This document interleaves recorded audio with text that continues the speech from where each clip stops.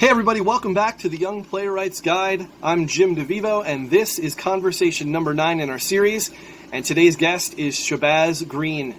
Shabazz is an actor and educator who I first met when he was a student at Kane University studying theater education, and in short, Shabazz is awesome. I love this guy. I cannot get enough of him. I can't work with him enough. I was thrilled that we were able to find time to sit down and have this conversation. We talked for almost 2 hours and got a significant part of that talk on camera for you. Unfortunately, what you're going to have today is only the audio of the conversation. Something happened when I tried to download this from Zoom where only the audio track was saved. So I've done a little bit of editing so that we get a picture, Shabazz's headshot, that goes over the audio of our conversation. There's also a couple of issues with my microphone buzzing in and out. Apologize for that. I can assure you that we've solved all these problems and that the final 10th conversation next week should come through crystal clear with video and audio intact. But I want to bring this to you because even though Shabazz had said he would come back and we could have the conversation again, try to replicate it, a lot of what he says here is so inspiring and powerful. I wanted to make sure that you heard it as we recorded it here. So please enjoy this conversation and the excellent Shabazz Green. Make sure this starts rolling. All right. We are back with another conversation. My name is Jim DeVivo. I am very happy to have this man over here. I think I'm pointing the right way. I think I've learned now that if I point to this side, even though you're on my left, I'm on. Yep. Yeah, we go. Over here. This is Mr. Shabazz Green. How you doing? I'm good, man. I'm healthy. That is all I can ask for. So healthy is a good thing. And I know we've been talking a little bit, getting caught up, and it sounds like you're doing some great stuff, getting ready to do great things. Shabazz and I have known each other, I guess, probably about 10 years. I think we were first introduced when you were still at Kane. Yep. And Shabazz, if I'm not mistaken, you were in the theater education program. Yes, I was. Yeah, so that's how we got connected, probably through Rachel Evans. And Shabazz is like, for me, the holy grail of collaborators. Wow. Yeah, you are always so busy and so in demand. And you're one of the first people I always think to reach out to. And we've only been able to actually work together a handful of times because of it, which is great for you, and for the field that we get you out there working with so many people. So I'm glad that we can sit down, through all this craziness and the magic of the internet and actually be together again. Yeah, I'm glad to chat. It's just good to talk to somebody. I don't want to say talk to somebody, but it's good to talk to somebody. That's right. That's right. So, what are you currently working on in all this madness? What projects do you have in front of you right now? Nothing. No. As an actor, I was supposed to be working on 25th annual Putnam County Spelling Bee in Colorado Springs at the Colorado Springs Fine Arts Center. Unfortunately, due to all the current climate, that contract canceled. But now I am going to be the drama specialist at Tamarack Day Camp in Randall. Yeah, and those are the two fields, at least I know you're really deeply immersed in. You're an actor and you're a teacher. Yep. And I know you've been doing those pretty regularly and probably pretty equally. Could you tell us a little bit about how you got there? Who is Shabazz Green? Who are you as an actor, as a teacher? What was your life like getting there? Just a simple Scorpio. That's what I start off with. I went to Kane University. I was studying theater education. I was playing football at the same time. Yeah, I did. When I say I did it all, I even tried student org at a certain time. Did you? I went to Summit High, so I started theater there late. Again, I was a big jock. I was doing student council things, and I was still missing something else. Somebody was doing a play for their final project, so I jumped into that. Got bit by the bug. That was the end of it. I'm the type of guy I've always loved entertaining. I'm a huge pro wrestling fan. So as a kid, I definitely was like, oh, I'm going to be a wrestler. And the reason I started trying to do theater is someone said, oh, you should take acting classes. It's fake. I was like, no, it's not. But I'm going to take these classes just in case. That's how it got started. So, went through Summit, doing shows there. I transferred out. When I transferred out and graduated, I went to Kane. My dad was a teacher. My mom has a background in education, so they always said, you can pursue acting. You should definitely want some form of, I don't want to say backup, but degree to go along with it. Kane was the only place at the time in Jersey that had a theater education program. Right. And I dove headfirst into that. When I graduated college, I was fortunate enough to do a small regional summer stock gig in New Hampshire.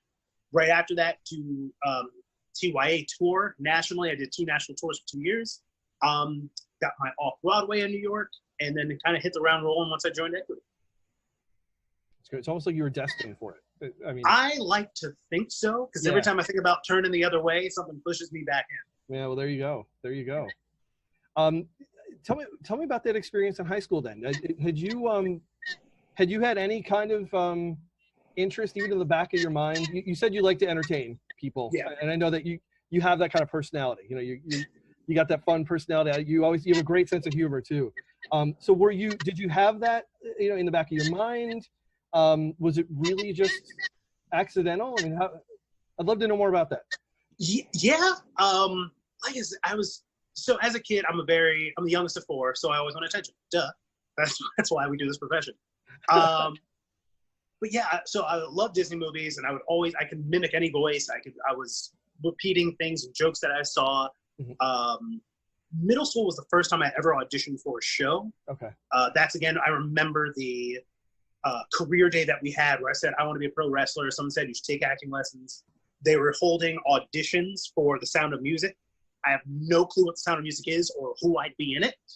But I was like, yeah, I'll show up. I got a call back, but I had our final basketball game on the same day at the same time. I had to make a choice. I had to go to the game. The game ended up being an hour and a half late, so I could have ended up making the call back instead. Didn't do the show, so it was always in the back of my mind to do theater, and the opportunity just came up again, and I said, well, why not? It's kind of been a mantra, just like, why not? What do I have to lose? Tried it out and really just felt it, you know. And in my high school years, if you ever seen High School Musical, that's what my life was kind of like, is that people, and that came out after I was in high school. Right. But that's how it was like, you know, sports. I was 2 sporting. I was captaining football and basketball. Like I said, I was vice president of my student council. So I was busy. But something really brought me to the stage too. You know, it was always, again, why can't I do all these things? Yeah. And I did. And there were those who were against it because they didn't understand it. And those were 100% supportive. And then that's what pushed me to do it again in college. It's you know, it's great. I had forgotten about the football too, and so I'm glad you bring that up. And what I'm connecting with now is that I'm teaching in Homedale now, and a lot of the students at the high school are also athletes. You know, they're involved in everything. I mean, it's great to see it. It's not always something that there always seems to be this, you know, antagonism between athletics and arts, but there are so many people who I find do both. I mean, I never pursued athletics beyond middle school because it's not something. I'm not good. I'm not very good. You know, I've always been very passionate about it. You know, I played football in middle school. I love baseball. I don't know. There was something about the two of them. I think they intersect a whole lot more than people think. I don't know if there's an entertainment quality to it, if it's the training process. But there really is a connection, and so it's great to have examples. You know, for my students do it; they know they can do it. But to see there are people out there professionally who've done both as well. I mean, like, really great. They're the same. I will always say I was talking to my alma mater, Kane, the offensive line, also at the beginning of the quarantine, about the same thing. That people have to realize that actors, dancers, performers are athletes. I have consistently said my best preparation has been an athlete, and that's because of the training and just the pure discipline that you have to have. Because I was a football player, I had a certain build and size, which makes me look very different than a lot of people in New York. But also, I know how to weight train. If I know I have to dance a number, I know how to improve my cardio. I know how to lift so I can lift up a dancer. I have a certain amount of discipline because when I was non-union starting and auditioning, I was on the 4 a.m. train out of Summit to wait outside in the cold from 5 a.m. to 8 a.m. so they let you in the building, sit around and wait till 5 p.m. They told you we're not going to see you, go home, come to get ready to do it again. Right. That took a lot of discipline, just like football, waking up at 4:45 so you could be there by 5 when practice started at 5:30. Yeah. You have to understand. Yeah, people who I can understand where people think there's a giant disconnect. I get it. Sure. People may have seen performance as not very masculine, and that's something we know that was definitely a misconception in the past. Right. But Right. think about a lot of the athletes today. Micah Strahan is on TV. Yeah. Dwayne "The Rock" Johnson, my idol, is on TV all the time. All these people who move from a sports background into the entertainment world, because you're right, there's an entertainment value, but there's an understanding of the hard work that goes with it. Yeah. And you still maintain a pretty rigorous training regimen, don't you? 4:30 in the morning. Yeah. You're up every morning. I'm up 4. Yeah, I was up to 4:30. I'm getting ready for camp because I got to be there so early. So I have to push. Normally I'm up even in quarantine. I've been up at 5. Yeah. I just had to push it back another like 15, 30, 45 minutes. Yeah, no, I've always been impressed with that. I know that I don't know if it's Twitter or Facebook or wherever. I mean, we follow each other everywhere, but I always see that you got your water and you're up and you're doing your workout, and it's always very, very impressive, especially for someone who just I would love to be that disciplined. I can't quite get myself there. I have been waking up early though. I've been continuing to do that just because I think it's important, and I don't know what the fall is going to bring, so I'm prepped. But what is your daily routine like? Because I do think that having that routine is helpful for being successful anywhere. You've alluded to that, talking about the the sports and the arts, but what do you do specifically? It depends. I mean, obviously, everyone's schedule's a little messed up. I'm the only. Yeah. I feel like I'm one of the only people that's still just getting up. You and myself. Mm-hmm. We're the only two. I didn't want to start sleeping till 11. I didn't want to start doing that. But I've always been an early riser. Mm-hmm. Even in high school, practices, there were lifting sessions in the morning before school, or I would go from lifting, shower there, to a student council meeting, to class all day, to practice again, to rehearsal. But these days now as a professional, it's the same thing. I'm up early. I work at a YMCA, so I go there to work out in the morning. I can shower there. I can use a steam room to warm up the voice. If I have an audition that day, it's right across the street from the train station, so I can park my car, go in, get an audition in, get a voice lesson in, come back, go to my day job, possibly do a second workout if I'm feeling like it, and then back home. Normally, if it's not audition season, if I'm working on other things, it's the same thing. I don't start out with working out. My voice won't feel warmed up. My brain won't feel warmed up. I won't feel ready for the day. So it's definitely just exercise first. And then in the middle of the day, it's just the business stuff and maybe looking at auditions, vocal lessons via Zoom these days, but working on new material, keeping in contact with my agents to see if anything's new, emailing any new updates, and just staying relevant to what's going on. That's great. That's great. Do you do anything? I've been reading a lot about a lot of people talk now about like journaling or gratitude or purposeful, like having a purposeful day. Do you do any kind of thing like that, like a visualization or a goal setting thing? Yeah. A lot of it. Yeah. Again, we were in my normal bedroom office.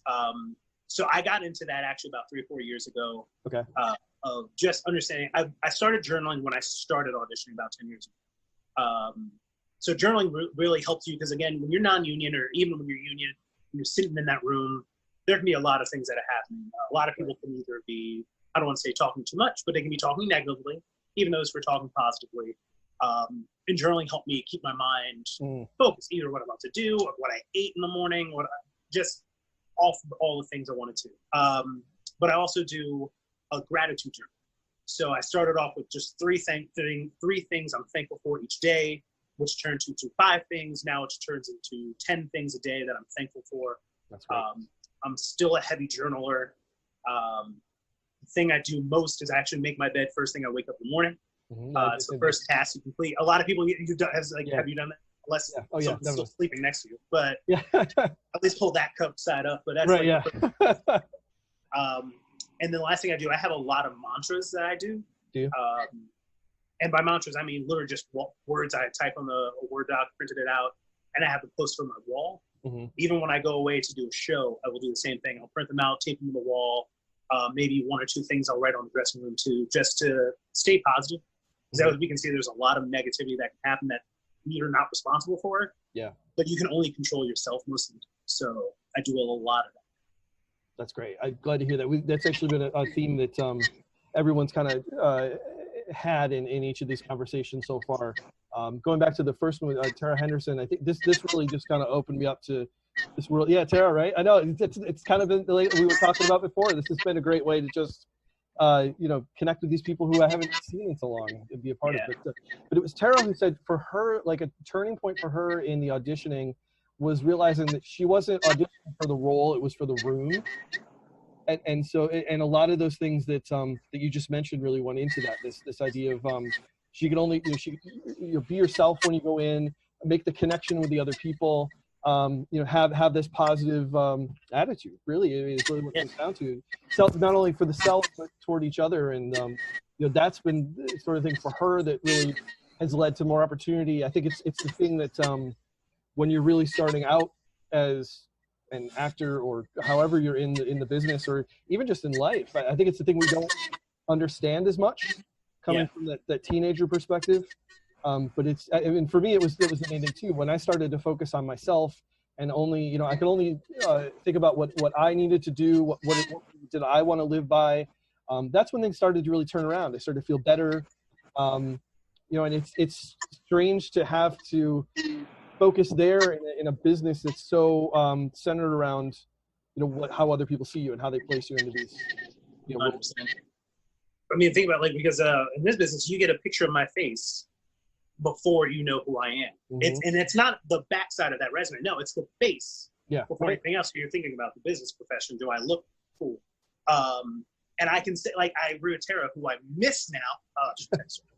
But I remember my first auditions were, I was wearing a shirt and tie. Mm-hmm. Right? I was barely 20 years old, 21. And I was going in for roles who were like 45, 50. I was like, oh yeah, if I wear a suit and tie, I'm going to be, that's exactly what they want me to be. So I'll do the monologues and the songs that they want me to be. And slowly I realized, okay, I can relax and calm down. And I want to say it was about a few years ago, I got two really awesome pieces of advice. One person said, so why am I freaking out before this audition? Mm-hmm. Yeah. What happens if I don't get it? I lose the thing I didn't have. Right. And I was like, I know it sounds like the easiest thing, but it takes a long time to realize, oh yeah, I didn't have this. I used to show up to an hour before an audition, not because it was far away, even like a place like Writers, which is 15 minutes away from me, or Morris Museum, which was 15, 20 minutes. I would be an hour early. Why? Because I was so freaked out. What was I freaking out about? Right. Yeah. I haven't wanted anything. And then I was meeting with a stylist person who works a lot in LA, who was just talking about image, which is the business which you just mentioned. But she said, do you think that Robert Downey Jr. went in for the Avengers or Iron Man going in as what he thought the team was going to say they wanted? Or did he go in and say, hey, I'm RDJ. This is how I would do it. If you like it, take it. Right. And it makes more sense. I started realizing now I'm yawning before I go into an audition because I can only be me and try to please me. And know that was fun. That was cool. But that's those are the two best things I've heard since. That's great. What think about that? What would you say is maybe the biggest challenge you've had that you've been able to overcome? We can talk artistically if it takes you somewhere else. That's great too.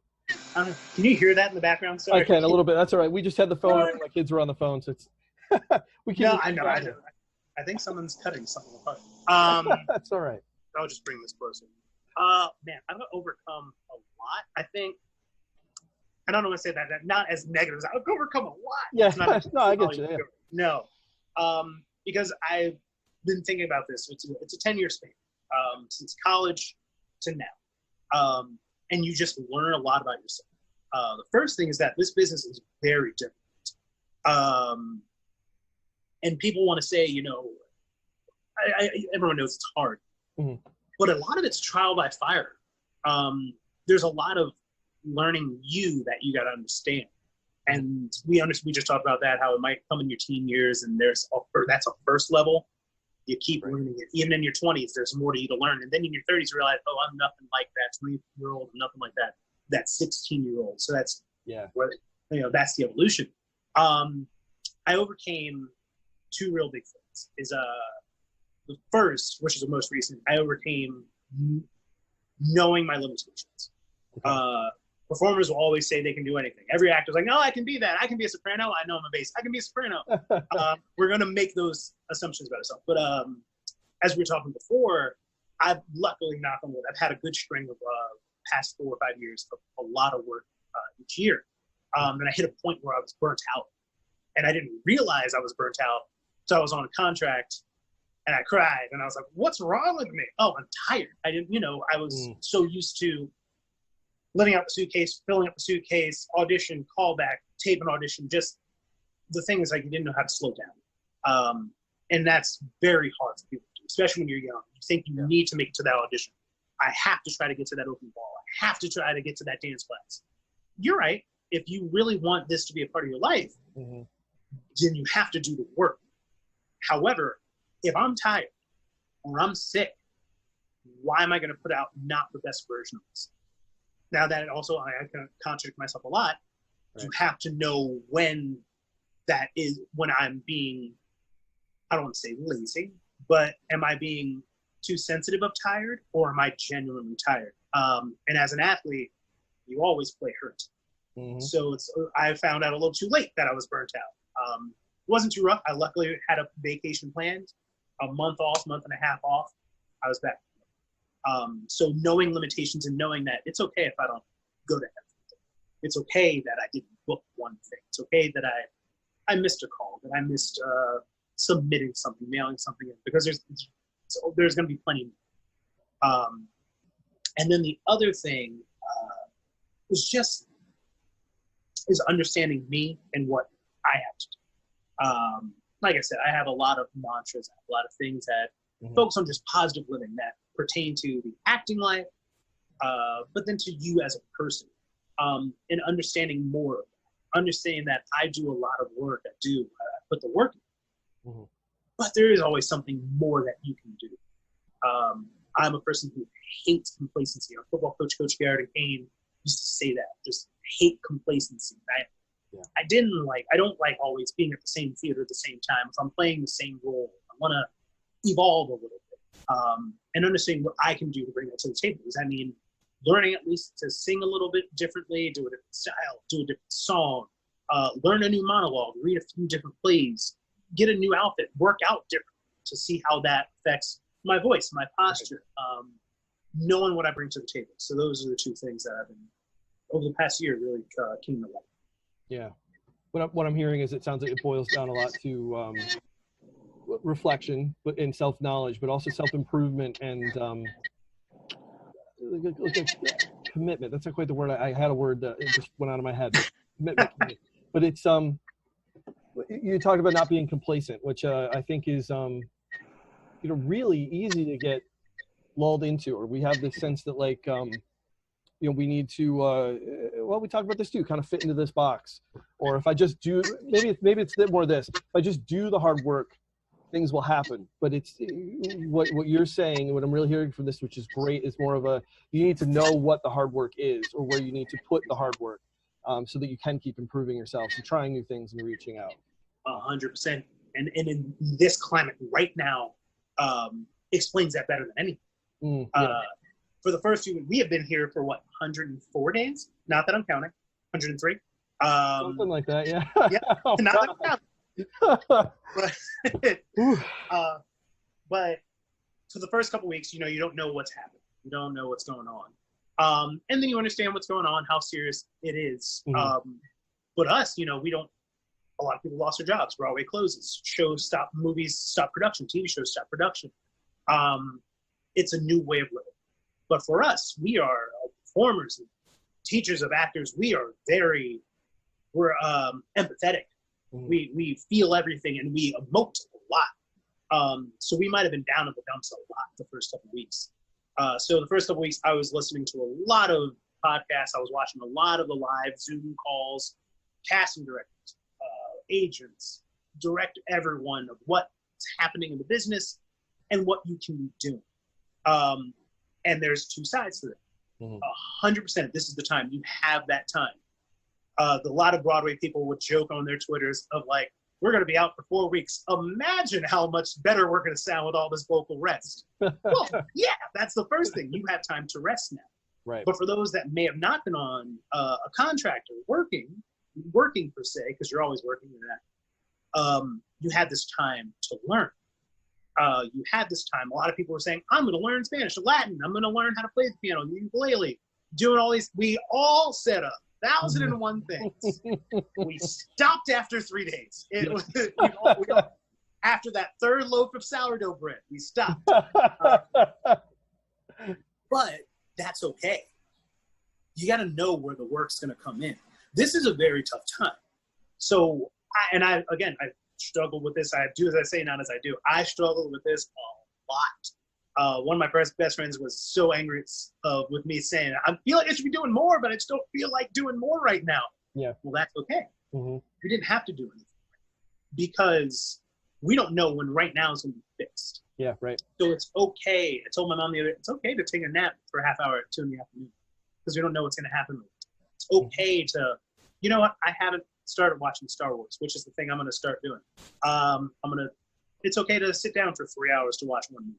That's right. But did I find a little bit more time to do the simple thing of scanning my entire music book into PDFs so I had it in case something happened. To read another play, to go back and read some things. Balance. Yes, I have the time to do work, but I also now have the time to do me, and I know which I need today. Today's Wednesday. I'm feeling a little tired. Maybe I want to watch TV. Okay, well, maybe I want to watch something cool. Maybe I want to watch a musical on YouTube. Maybe I want to watch something that's on Netflix. Then later tonight, I can watch a movie that I really want to see. The next day, maybe I'm feeling a little bit more motivated. Maybe I'll just take 2 laps around the park instead of 1, and maybe I'll go back and start journaling a little bit more and see what I found out. It's a balance of knowing what I got to do when I have to do it. That's good. I got 2 questions for you before we wrap up. One just came to me. It's not one we talked about beforehand. I'm just curious, hearing you talk. What would be a dream role for you? Or maybe not even a role. Like let's expand it more because some of what I'm doing with this site too is trying to think outside of the box of what's already pre-scripted and predetermined for us. But it can be a role, so we won't limit it. What's like a dream role or a dream project? Maybe even both. Maybe we have you answer both. I don't know. I have a ton of those.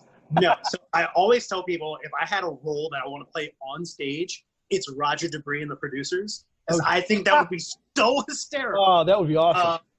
Or like anybody in that show. There you go. You've heard it. You're looking to cast the producers. Right here. I'm right here. I'm ready to do it. I have it all memorized. That's like a joking, but also like, no, I'd really actually love to really do. Shabazz, I'd love to see that. I would love to see that. It'd be funny. I think it would be funny. I think you'd be great in that role. Just for that line, Roger, you could play Hitler. Me? Like it would be, see, now you have it. It would be great. 2 years ago, I actually got to do Top Dog Underdog, which is my favorite show ever. It was also the most stressful rehearsal process ever. It's a 2-person show. We had 8 days of rehearsal. The day before tech, I lost the actor that I had been rehearsing with for 8 days and got a new person in who hadn't done the show.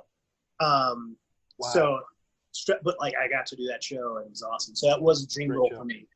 I definitely still want to be world heavyweight champion in the WWE. But as it goes to like stage and film, I like doing the roles that I don't want to say guys like me haven't been able to do, that Black actors can do, but also that's how I go in the room. So Cat on a Hot Tin Roof is a show I definitely want to do. I would love to do all this Wilson's work. Ragtime, Full House, Walker. I played Booker T before, but I would love to do Full House.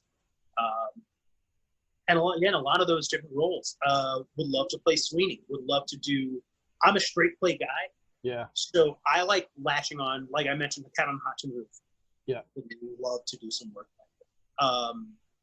Would love to do Extremities. It's a show that's not really done a lot, but I think that villain has a lot more character. I will say a role I never want to play, and I don't want to say never, but I don't have really a true desire to play as Othello. I've never had that. I think I've said, oh yeah, sure, I would love to do that. I've never really. Yeah.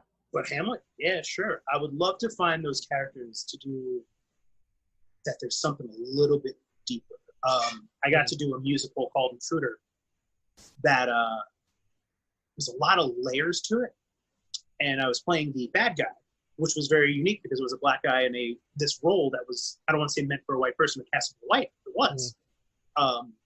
And me being the bad guy changes what it looks like. Yeah, sure. Especially when he kidnapped both these people. But when you find out why, he's no longer the bad guy. And you forget that line and that character, that through line, those are the rules. It's because I like things to make sense. I like I want you to hate that person. Yeah. But, I can't hate that person. It's right. Or even in the entertainment world, if it's comedy, even I'm supposed to be the bad guy. It's just. I love. I'm glad I asked you that question. I love your answers. But what you just said there at the end too, I always liked playing the bad guy too. It was so against type for me, but it was that my grandmother always would say, "There's a reason for everything." And if I've had one mantra that's followed me through life, it's that. It's gotten me through so much, and I think it's also set me up for the career I have, but also the life that I have too. So it's great. And I also have taken that into stories and plays, and being able to see the person we don't agree with or don't understand, and then have that ability to see them. If there is some truth or some righteousness, I guess. I don't know. Yeah. I'm struggling for the word, but I've always enjoyed it for that reason too. We have to be able to see that there's something in a villain that we can agree with. Absolutely, it makes things more interesting, to put it simply. And that's go ahead. No, I was going to say that's like the actors. That's like yeah. I'm not a full Stanislavski kind of guy. Yeah, right. I'm not a bring everything about your life from the inside out. That's not me all the time. Yeah. But there is something about you to every character. There's something, even when people would say that, I mean, I'm completely opposite. If you know me, we've known each other a long time. I'm not the bad guy. No, not at all. My frame tells you but when I don't do it, it's when it's great. Or if I do play a bad guy and my frame sets me apart. Yeah. The only reason I enjoyed that show is because that I reference is, I could hurt these people, and I never physically touched them aggressively at any time. And my leading lady slaps me, and it's that moment of quiet because you're looking at me, knowing he could rip her to shreds, and he chooses another option. And that's what we do. We bring something of like, I'm not quick to fight. I'm not that type of person. But there's another side. It's like, well, how would I combat? I'm going to bring it back down. You went to 10. I'm going to bring you back down to 3. But that's a lot more terrifying. My favorite, I always ask my older actor kids, I say, what's terrifying? Someone screaming, I'm going to kill you! Or someone in a whisper nonchalantly putting the dishes away saying, I'm going to kill you. And goes about it. Yep. Sorry, I love talking about this. You have one other question. Sorry. No, that's great. I'm so glad you said that. That's the thing I always try to bring to my acting students too. So acting students everywhere, you just said it. That's the key. Timing and do the opposite of what you thought you were going to do. Yep. No one told you how fast you had to say it. They just know that's your next line, but do the opposite first of what you thought. Yes. Oh man, that's great. I'm so glad we have that on video. Hopefully no sound covered it up. No, we got it. It's perfect. All right, good. Final question. What our audience here is young creatives. I put that out there very loosely. I'm not even terribly thrilled with having the term young in front of things, but whatever. It is what it is. I've worked a lot with young playwrights, as you know, because that's how we've met. That's how we started working. But thinking even beyond that, just there are young people out there. There are people who are new to the work out there, looking to get started. What would you give to them as your greatest piece of advice?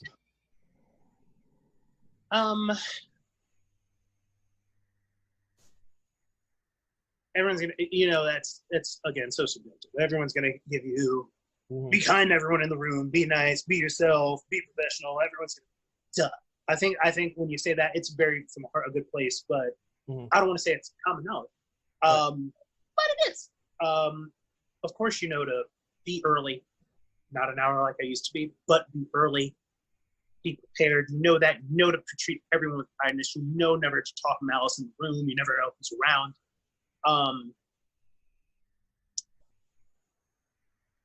My main mantra that I do and I talk about, and I put it actually in all my bios, is 2 words: fear not. Fear not. And that's my biggest things that I tell people is, why not? What do I have to be afraid of? Fear not.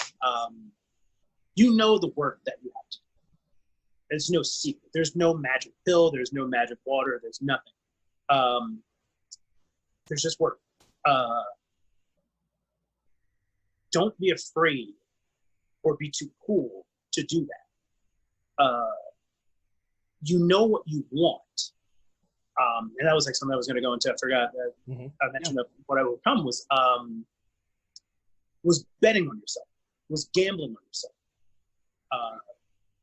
Of course, it's terrifying to jump without, that safety harness. But it's something of not being afraid to bet on yourself. Because if you have no doubt in your mind of what you want to do, then go for it.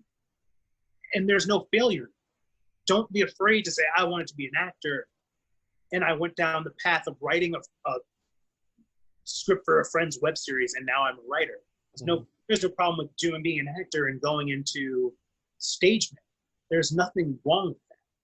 But is the courage to jump into it head first. Say yes to it, because you don't know what you'll find. You don't know the people you'll meet. You don't know the experiences that you'll have. So true. I think the only thing I can say is don't be afraid. People know the other stuff. You know the resources you have at the tip of your fingers, YouTube and Instagram, all these things. You know how to use those things.